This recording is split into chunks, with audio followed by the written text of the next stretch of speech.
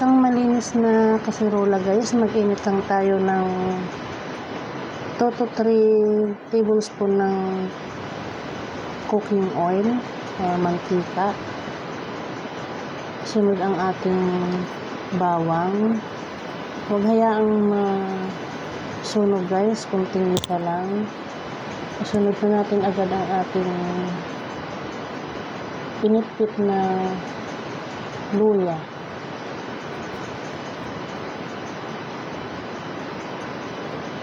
Huwag hayaang masunog guys. Ilagay na agad ang ating sibuyas, ang ating kamatis. Mahinang apoy lang guys para hindi masunog, dahil pag nasunog yung ating mga sangkap na yan, maglilitawan yung namaya ang itim-itim sa sabaw. Hayaan lang lumabas ang aroma ng ating mga sangkap. Ayan, ang bango-bango na guys. Sunod natin ilagay ang ating isang latang sardinas. Kahit anong sardinas guys na gusto nyo. Pwede naman walang tomato sauce na sardinas, yung mga mackerel. Mas prefer ko kasi ang tomato sauce na sardinas. Mas malasa sa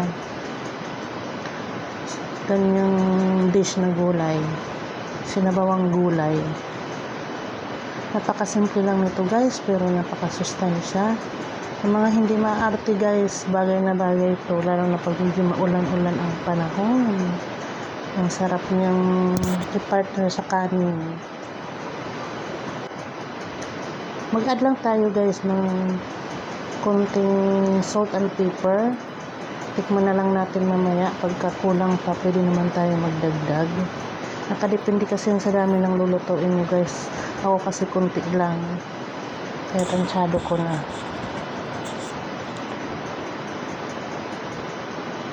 Masarap ito guys, masustansya sa hindi na-arte sa pagkain. Ito'y napaka-healthy. Lagyan natin ng 3 tasang tubig, or depende pa rin sa dami ng inyong lulutuin. Yan, dahil konti lang yung aking lulutuin, 3 tasa lang nilagay kong tubig. Sakto lang to sa 3 tao hanggang 5 tao kung hindi naman kayo masyado sa gulay. Kami ay aming pang-partner ito sa aming piritong bangos. Sinadya ko lang talaga guys na sardinas ang aking isahog. Ito nga ay tipid ulam recipe. At habang inaantay natin kumulo ang ating tubig, isabay na natin ang ating kalabasa sa pagpapakulo. Yan, pwede na natin takpan at antayin lang natin hanggang lumambot yung ating kalabasa. Actually guys, ayan lang naman ang aantayin natin, ang lumambot ang ating kalabasa. Yung mga gulay natin ilalagay ay mga dahon.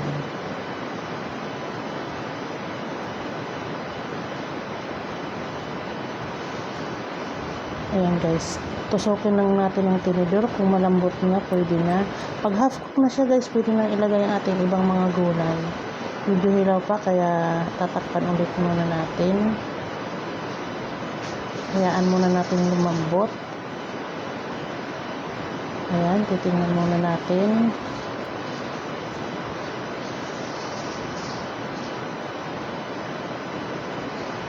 Ayan, natusok na siya guys. Medyo hilaw pa ng konti, pero maluluto pa yan pagka sinabay natin ng ibang mga gulay. Ayan, yung ating gulay dyan guys ay malunggay, alugbati, talbos ng kamote. Pinagsama-sama ko na siya pagkatapos hugasan.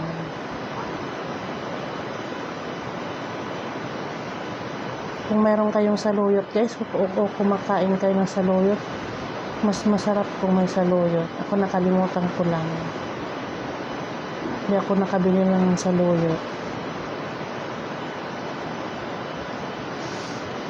Ang sarap nito guys sa daing, sa tuyo. Sarap ito i-partner. Kami ang aming ipa-partner dito ay bangos, pritong bangos.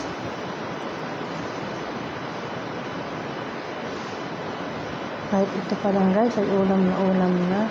Naglagay pala ako dito ng kalahati lang ng pork cubes, pampalasa lang siya. Yan guys, pag naisunod na natin, nailagay na natin, naisahog na natin ang ating mga dahon-dahon na gulay, alugbati, talbos ng kamote at malunggay, ay antayin na lang natin maluto yan kasi yung kalabasa half cook na yun eh. Kunting kulo na lang yun ay luto na siya.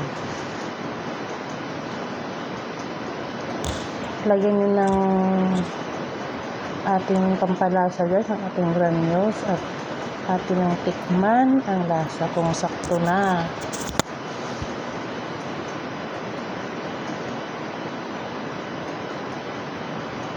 Yan, nakadepende pa rin yun guys sa inyong panglasa. Kaya hindi ako maglalagay kung ilan kutsara o gaano karaming pampalasa ang ilalagay. Pwede rin patis. Dahil wala akong available dito sa kusina at pinapatis. Asin lang aking ginamit guys at saka pork cubes. Kalahati lang ng pork cubes.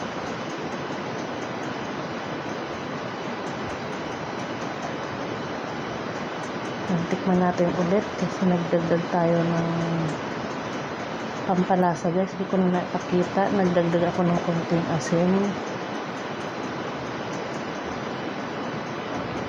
Ayan, kung sakto na ay patay na natin ang apoy at mas masarap guys na ihain ito pag mainit pa.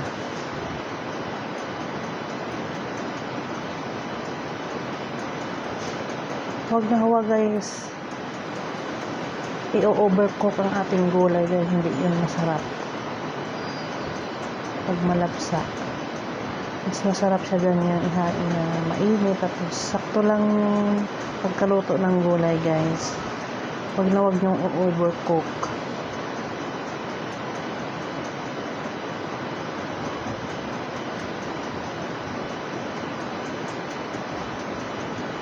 Perfect na perfect to guys sa medyo malamig-lamig na panahon ngayon. Ay, medyo makulimlim dahil nga sa nag-aalboroto daw ang bulkan sa Canlaon. Ay, medyo masama ang panahon, paambon-ambon at makulimlim. Kaya masarap siyang higupin ngayon ang mainit na sabaw. Ayan guys, maraming salamat. Thank you sa inyo. Thank you for watching. Thank you sa inyong support. Huwag niyo kalimutan mag-subscribe guys sa aking channel para updated kayo sa aking mga video. I-press na rin ang bell button. Thank you for watching. Maraming salamat. Thank you so much. Team Strawberry. Maraming salamat.